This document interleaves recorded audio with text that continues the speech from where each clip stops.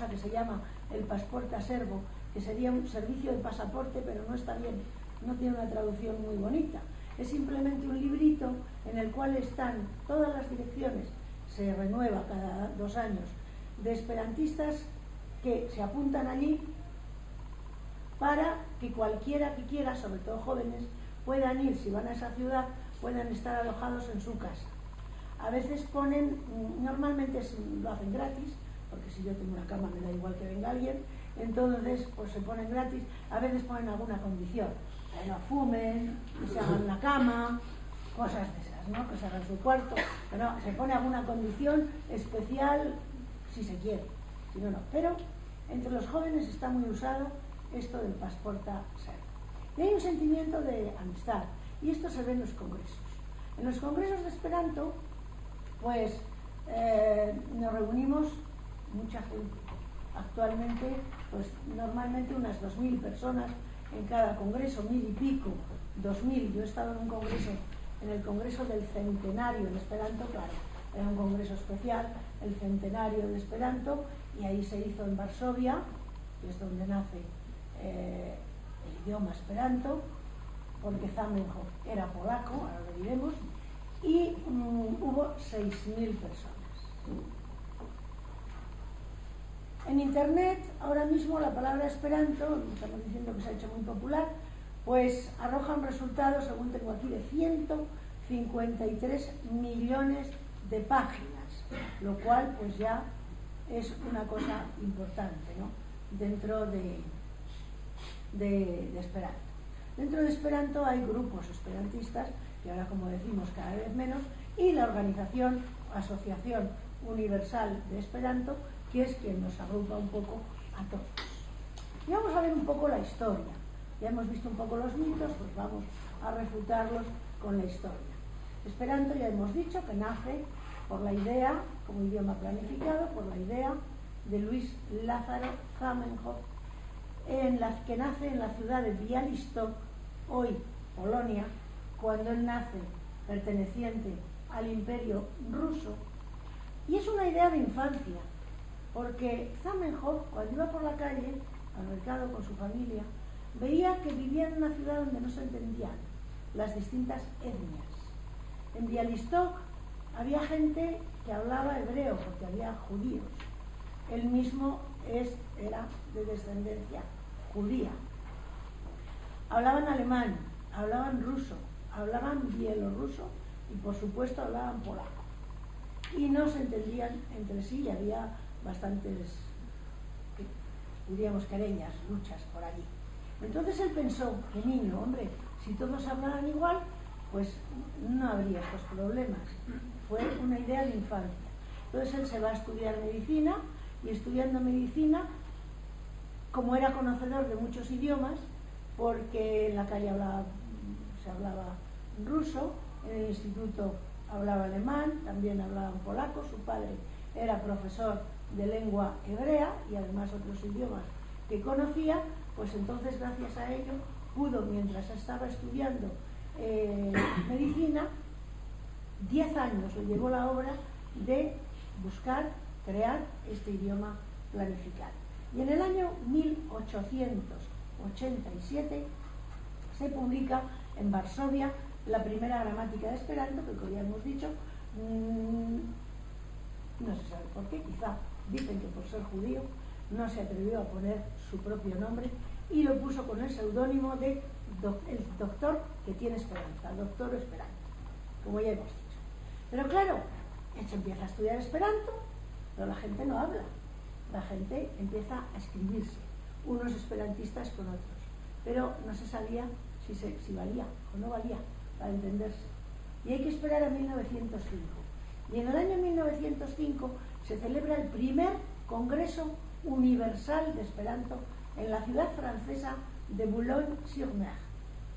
Y allí, con la asistencia del propio doctor Zamenhof, asisten miles de congresistas y por primera vez se dan cuenta de que aquello funciona, de que aquello se entiende. Aquellos que solo lo habían usado pues para escribirse, ven por primera vez que se entiende.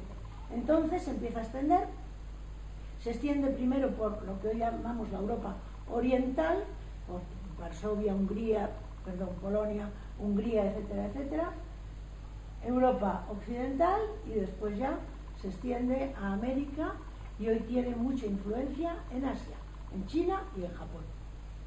Hoy.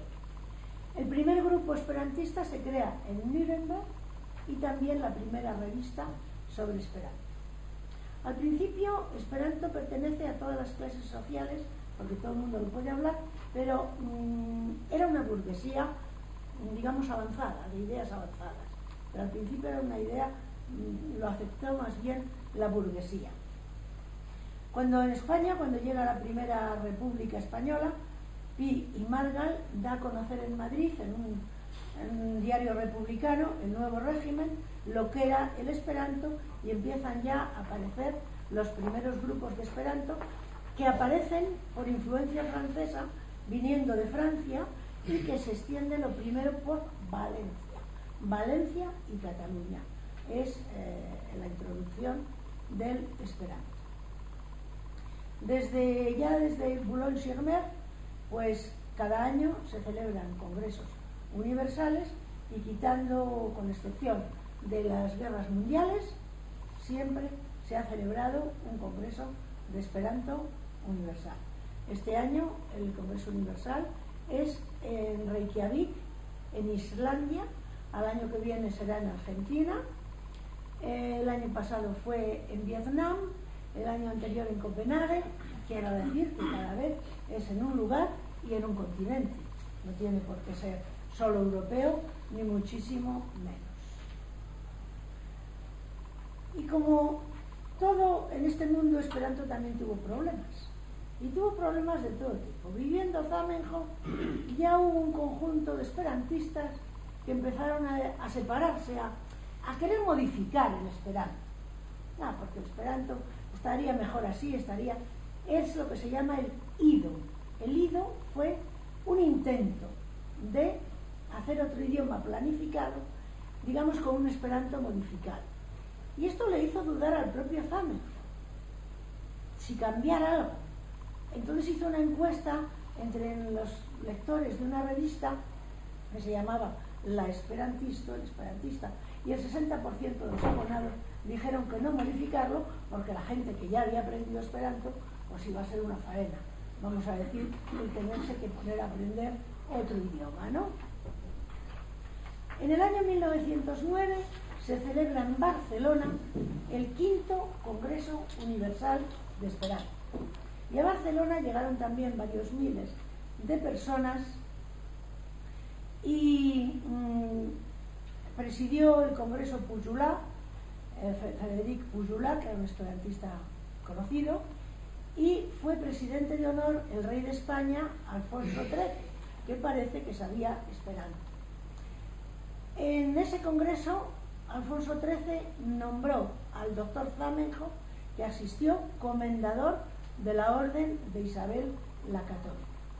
Y como caso curioso, diremos que a partir de ese año, pues hubo un pueblecito de Valencia que se llama Cheste, donde un esperantista, el señor Mañez, enseñó masivamente Esperanto en el pueblo, y todo Cheste hablaba Esperanto.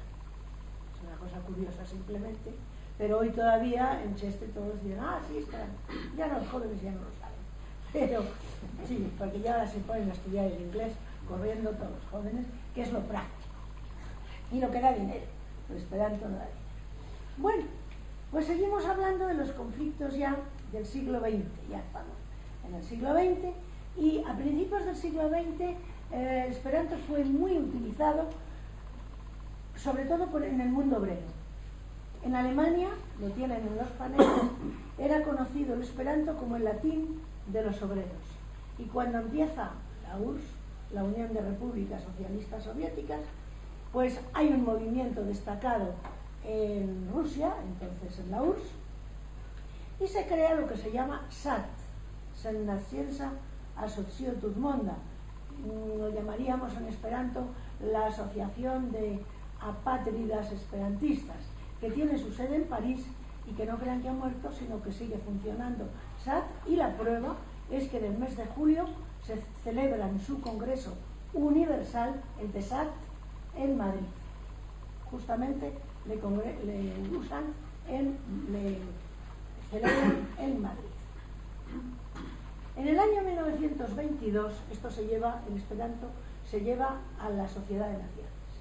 Y la Sociedad de Naciones lo estudia y lo acepta y da una declaración de que Esperanto es un idioma fácil. Pero no va más allá, porque en la Sociedad de Naciones protestaron inmediatamente las grandes potencias, sobre todo Francia, que en aquel momento el francés era el idioma diplomático y tuvo miedo de ver que el francés pudiera perder adeptos. Y entonces solamente quedó que la Sociedad de Naciones recomendaba Esperanto como idioma fácil, pero nada más, porque se opusieron las grandes potencias, especialmente, como digo, Francia. La mayoría en esta época de las escuelas racionalistas, ateneos libertarios, sindicatos anarquistas, organizaciones libertarias, la FAI, potenciaron activamente el uso de la lengua en España. Y esto se ve en la película La Ciutat Cremada, que habla sobre la Semana Trágica de 1909. Por lo tanto, de ahí que venga ese mito que te dicen Esperanto es el idioma de los anarquistas, porque tuvo mucha importancia. También tuvo, aunque menos, influencia en el mundo socialista, sobre todo en la revista El Socialista. Y hubo socialistas destacados, sobre todo en Madrid, en Cataluña, etcétera, etcétera, que fueron conocidos esperantistas antes de la Guerra Civil. Y así llegamos en España a la Guerra Civil. La Guerra Civil Española, pues claro, partió todo lo del Esperanto, porque el Esperanto quedó francamente vinculado a la izquierda, con lo cual fue utilizado por el movimiento anarco-sindicalista, socialistas, comunistas opuestos al estalinismo, ojo. Y con las brigadas internacionales, pues vinieron esperantistas de otras partes del mundo que tuvieron cierto contacto con esperantistas españoles, todo lo que se podía tener en un momento de guerra, claro. Partidos y sindicatos como el Partido Obrero de Unificación Marxista, la CNT, publicaron boletines y sobre todo tuvo influencia en esta época de guerra el Esperanto en Cataluña, como decimos, y en la parte de Valencia. En 1939 acaba la guerra y el idioma Esperanto queda, diríamos, como mal visto. Mal visto, pero cuidado, nunca prohibido oficialmente, porque también sobre esto hay muchos mitos. Se dice, no, después de la guerra se prohibió el Esperanto. No, oficialmente nunca se prohibió. Y la prueba es que después de la guerra,